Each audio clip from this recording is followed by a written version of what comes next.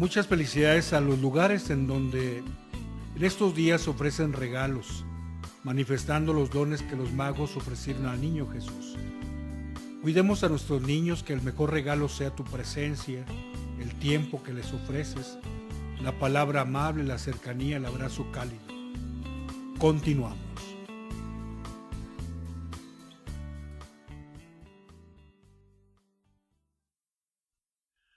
El sol y los girasoles. Jesús nació en Belén de Judá en tiempos del rey Herodes. Unos magos de Oriente llegaron a Jerusalén y preguntaron: ¿dónde está el rey de los judíos que acaba de nacer?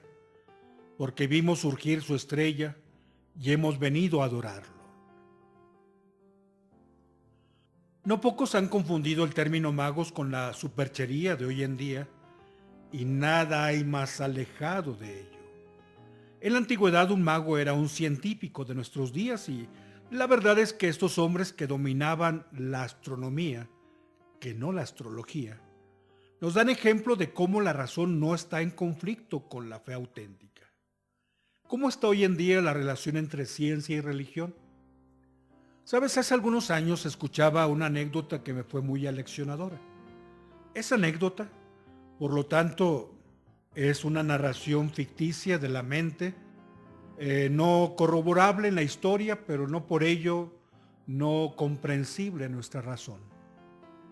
Contaban que un día llegaron ante Dios nuestro Señor los tres grandes genios de la ciencia. Llegó Sir Isaac Newton, llegó Albert Einstein y a Stephen Hawking, sin duda tres de los más notables cerebros que ha habido sobre la Tierra. Llegaron contentos ante el divino Creador. Dios nuestro Señor les recibió en su aposento y les dice: me da gusto verlos juntos, ¿qué los trae por aquí? Stephen Hawking, que llegó con su silla de motor para poder desplazarse, le dice a Albert Einstein: dile, Albert, lo que hemos llegado en conclusiones. Albert Einstein dice: no, mejor que le diga a Isaac Newton, que sea él el que le dé la noticia.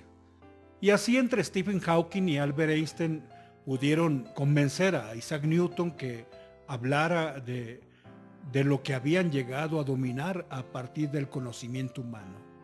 Isaac Newton dice: Señor, mira, estamos aquí, somos tres seres humanos, fruto de tu creación, pero que hemos equiparado tus logros y tus alcances. ¿A qué se refieren?, les pregunta Dios nuestro Señor. Bueno, yo no quiero decírtelo, dice Isaac Newton.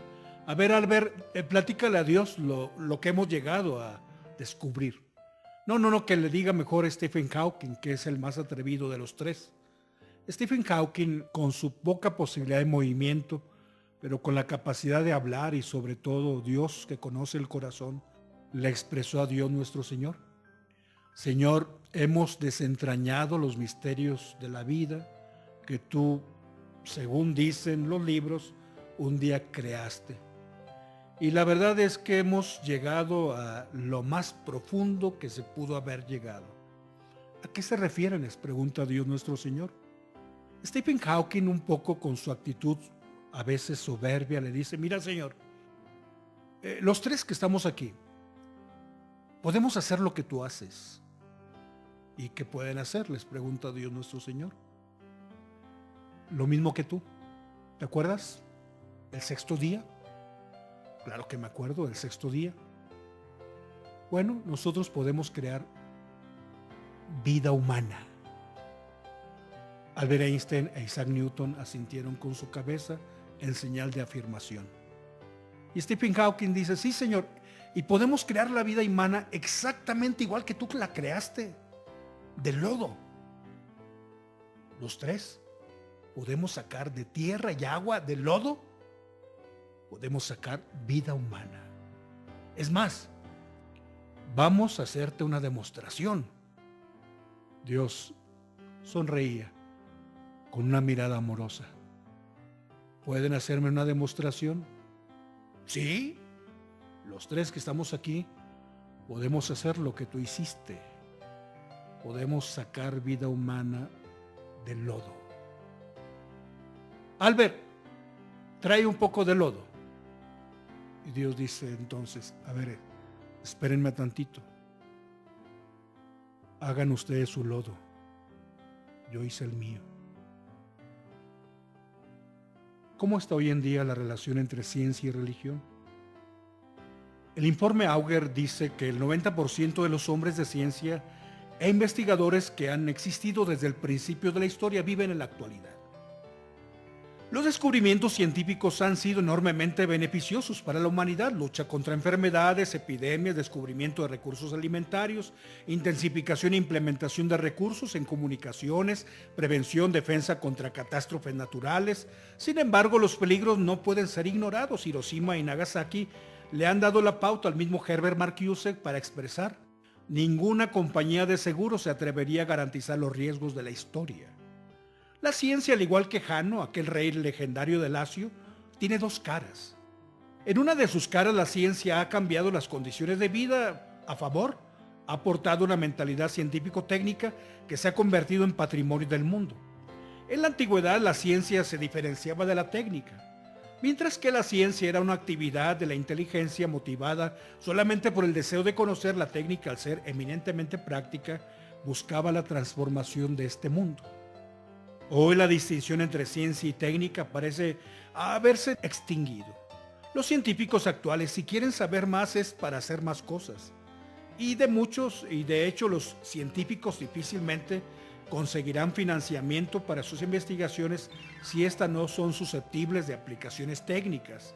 Y es esta precisamente la otra cara de Jano y el peligro que enfrentamos actualmente. No toda ciencia ni todo científico pueden calificarse como nocivos.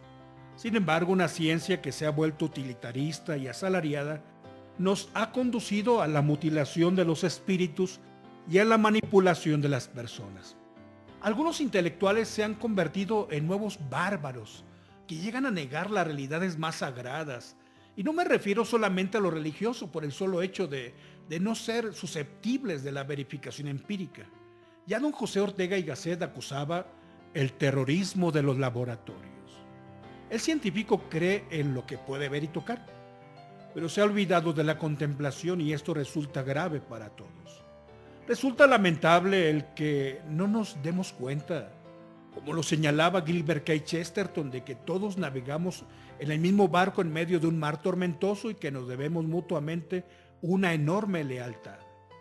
¿Cómo olvidar aquella respuesta de Mahatma Gandhi cuando le cuestionaron sobre los factores que destruyen al hombre? El pacifista señalaba 7 elementos que destruyen al ser humano.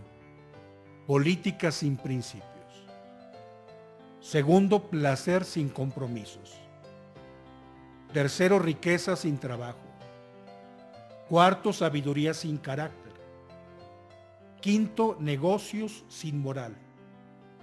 Sexto, ciencia sin humanidad. Y séptimo, la oración o la religión sin la caridad. Hoy hemos cruzado la frontera de la barbarie. La ciencia se ha convertido en fiscalizadora de la procreación, influyendo en el crecimiento, la alteración y determinación del individuo y de la especie. Quiere decidir quién nace y quiere decidir quién muere. Pareciera contradictorio. Pero el hombre actual se ha convertido en un ser sin interrogantes. El hombre actual no tiene preguntas últimas, por lo tanto no busca la trascendencia. Nos hemos convertido en borregos de laboratorio, como lo mencionaba Stephen Michael Lux. Idiotas habilidosos nos llamó Erik Erikson. Hombre robot es nuestro epíteto en Gerhard Mendel. Genios analfabetos, decía Juan José López Ibor. Bastaría que leyeras un día la historia de Abadón el exterminador de Ernesto Sabato. Hoy se vive la época de la ciencia sin humanidad. Las luces de la ciencia se están convirtiendo en fogatas que empiezan a incendiar el mundo entero y que le están dando muerte a la dignidad misma del hombre. Sobre la clonación humana y la terapéutica, el Papa ha llamado la atención sobre la mentalidad brutal que carece de ética y consideración humana.